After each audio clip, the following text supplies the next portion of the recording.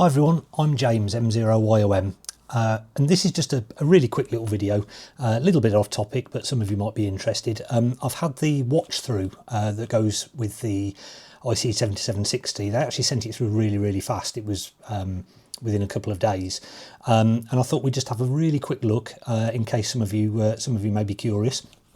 I know it's a little bit off topic, but it comes in this nice box, nice white box with ICOM on the front. And we'll there we go, we'll get that opened up, and there's a nice 60th anniversary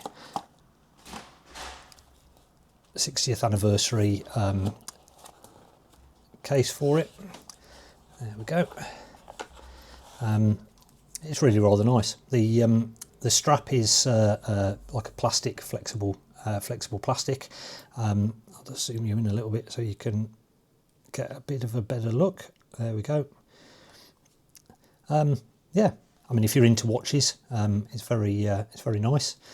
I've got a small collection myself. It is a mechanical watch for anyone who might be interested, and the movement in it is either the 4R35, the Seiko 4R35, or the 4R36.